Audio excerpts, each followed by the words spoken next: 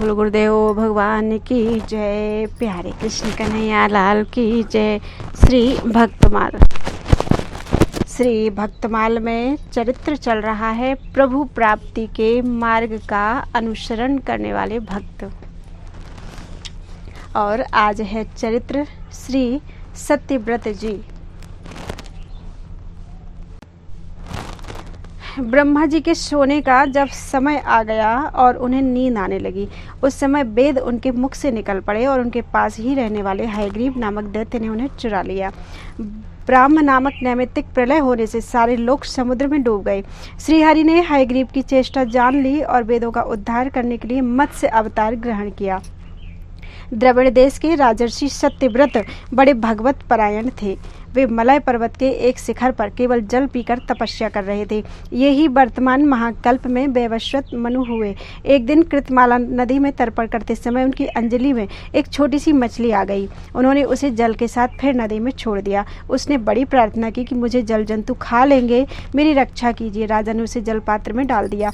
वह इतनी बढ़ी कि कमंडल में स्थान न रहा। तब राजा ने उसे एक बड़े मटके में रखा दिया तो घड़ी भर में वह 3 हाथ की हो गई। तब उसे एक बड़े सरोवर में रख दिया। थोड़ी ही देर में उसने महामत्स्य का आकार धारण किया। जिस किसी जलाशय में रखते उसी से वह बड़ी हो जाती। तब राजा ने उसे समुद्र में छोड़ दिया। उसने बड़ी करुणा से कहा, राजन आप मुझको इसमें ना छोड़े, मेरी रक्षा करें। तब उन्होंने प्रश्न किया, मत्स्य रूप धारण करके मुझको मोहित करने वाले आप कौन हैं? आपने एक ही दिन में 400 कोष के विस्तार का सरोवर घेर लिया। आप अवश्य ही सर्वशक्तिमान और सर्व अंतर्यामी अविनाशी श्री हरि हैं। आपने यह रूप किस उद्देश्य से ग्रहण किया है? तब भगवान ने कहा, आज से 7वें दिन तीनों लोग प्रलयकालीन समुद्र में डूब जाएंगे। तब मेरी प्रेरणा से एक बड़ी भारी नाव तुम्हारे पास आएगी। उस समय तुम समस्त प्राणियों के सूक्ष्म शरीरों को लेकर सप्तऋषियों के समेत उस पर चढ़ जाना और समस्त औषधियों और बीजों को साथ रख लेना। जब तक ब्रह्मा की रात्रि होगी तब तक मैं तुम्हारी नौका को लिए समुद्र में विहार करूंगा और तुम्हारे प्रश्नों का उत्तर दूंगा। यह कहकर मत्स्य भगवान अंतर्धान हो गए। प्रलय काल में वैसा ही हुआ जैसा भगवान ने कहा था। मत्स्य भगवान प्रकट हुए। उनका शरीर सोने के समान देदीप्यमान था और शरीर का विस्तार 4 लाख कोष का था। शरीर में एक बड़ा भारी सिंह भी था। वह नाव वासुकी नाग से सिंह में बांधी गई। सत्यव्रत जी ने भगवान की स्तुति की। भगवान ने प्रसन्न होकर उन्हें अपने स्वरूप का संपूर्ण परम रहस्य और ब्रह्म तत्व का उपदेश दिया जो मत्स्य पुराण में है।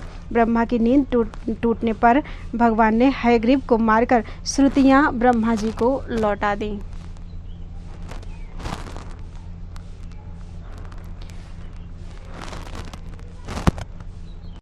बोलो वृंदावन बिहारी लाल की जय। प्रभु प्राप्ति के मार्ग का अनुसरण करने वाले भक्तों में अगला चरित्र है राजा रहुगण और जड़ भरत जी का। प्राचीन काल में भरत नाम के एक महान प्रतापी एवं भगवत भक्त राजा हो गए हैं, जिनके नाम से यह देश भारतवर्ष कहलाता है। अंत समय में उनकी एक मृग शावक में आसक्ति हो जाने के कारण उन्हें मृत्यु के बाद मृग का शरीर मिला और मृग शरीर त्यागने पर वे उत्तम ब्राह्मण कुल में जड़ भरत के रूप में अवतीर्ण हुए। जड़ भरत के पिता अंगिरस गोत्र के वेद पाठी ब्राह्मण थे और बड़े सदाचारी एवं आत्मज्ञानी थे। वे शम दम और संतोष, क्षमा, नम्रता आदि गुणों से विभूषित थे और तप, दान तथा धर्माचरण में रत रहते थे। भगवान के अनुग्रह से जड़ भरत को अपने पूर्व जन्म की स्मृति बनी हुई थी, अतः वे फिर कहीं मोहजाल में ना फंस जाएं। इस भाव से बचपन से ही निसंग होकर रहने लगे। उन्होंने अपना स्वरूप जानबूझकर उन्मत्त, जड़, अंधे और बहरे के समान बना लिया और इसी छद्म वेश में वे निर्द्वंद होकर विचरने लगे। उपनयन के योग्य होने पर पिता ने उनका यज्ञोपवीत संस्कार करवाया और वे उन्हें शौचाचार की शिक्षा देने लगे, परंतु वह आत्मनिष्ठ बालक जानबूझकर पिता की शिक्षा के विपरीत ही आचरण करता। ब्राह्मण ने उन्हें वेदाध्ययन कराने के विचार से पहले 4 महीनों तक व्याहृति, प्रणव और सिर के सहित त्रिप्रदा गायत्री का अभ्यास कराया, परंतु इतने दीर्घ काल में वे उन्हें स्वर आदि के सहित गायत्री मंत्र का उच्चारण भी ठीक तरह से नहीं करा सके। कुछ समय बाद जड़ भरत के पिता अपने पुत्र को विद्वान देखने की आशा को मन में ही लेकर इस असार संसार से चल बसे और इनकी माता इन्हें तथा इनकी बहन को इनकी सौतेली माँ को सौंपकर स्वयं पति का सहगमन कर पति लोक को चली गई। पिता का परलोकवास हो जाने पर इनके सौतेले भाइयों ने, जिनका आत्मविद्या की ओर कुछ भी ध्यान नहीं था और जो कर्मकांड को ही सब कुछ समझते थे, इन्हें जड़ बुद्धि एवं निकम्मा समझकर पढ़ाने का आग्रह ही छोड़ दिया। जड़ भरत जी ने भी जब लोग इनके स्वरूप को न जानकर इन्हें जड़ उन्मत्त आदि कहकर इनकी अवज्ञा करते, तब वे उन्हें जड़ और उन्मत्त का सा ही उत्तर देते।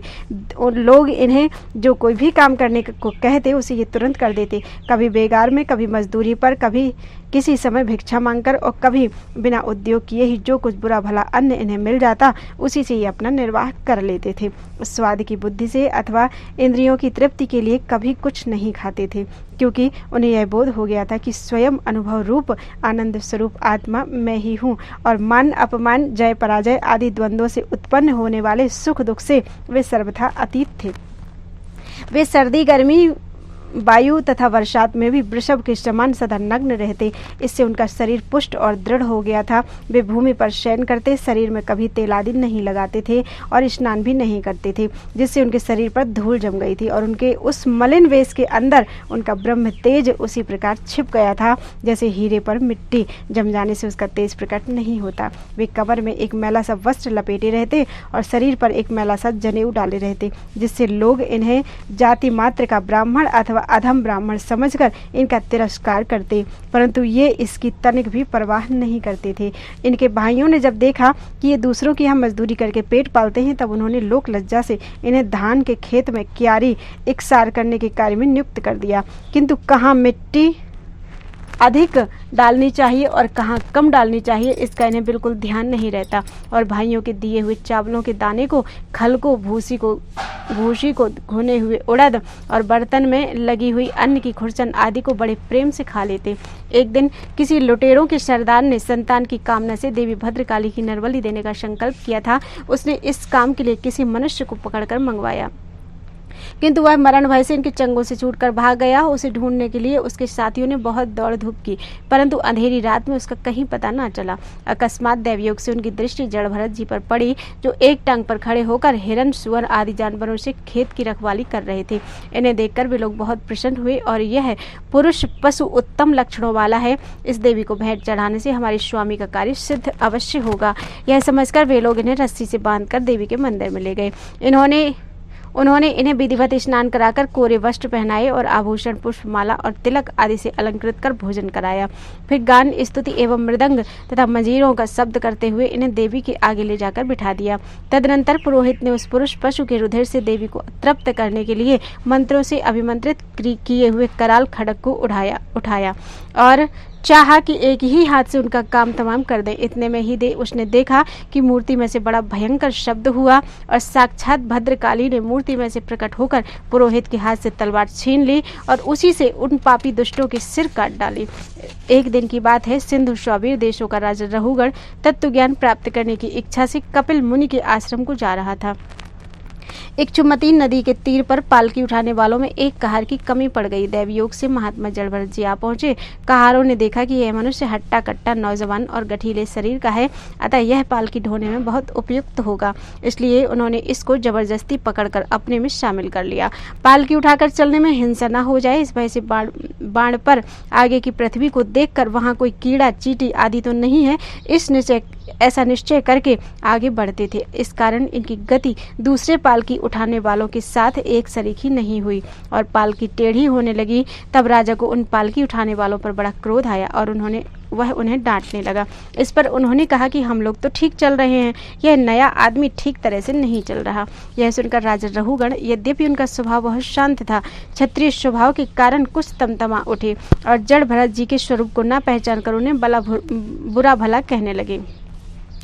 जड़ भरत जी उनकी बातों की बड़ी शांति पूर्वक सुनते रहे और अंत में उन्होंने उनकी बातों का बड़ा सुंदर और ज्ञानपूर्ण उत्तर दिया। राजा रहुगण भी उत्तम श्रद्धा के कारण तत्व को जानने के अधिकारी थे। जब उन्होंने इस प्रकार का सुंदर उत्तर पालकी ढोने वाले मनुष्य से सुना, तब उनके मन में निश्चय हो गया कि हो न हो यह कोई छद्म भेषधारी महात्मा है, अतः वे अपने राजपन के अभिमान को त्याग कर तुरंत पालकी से नीचे उतर पड़े और लगे उनके चरणों में गिरकर गिड़गिड़ाने और क्षमा मांगने।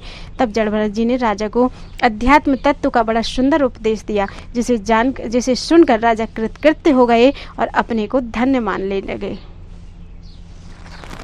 बोलो वृंदावन बिहारी लाल की जय।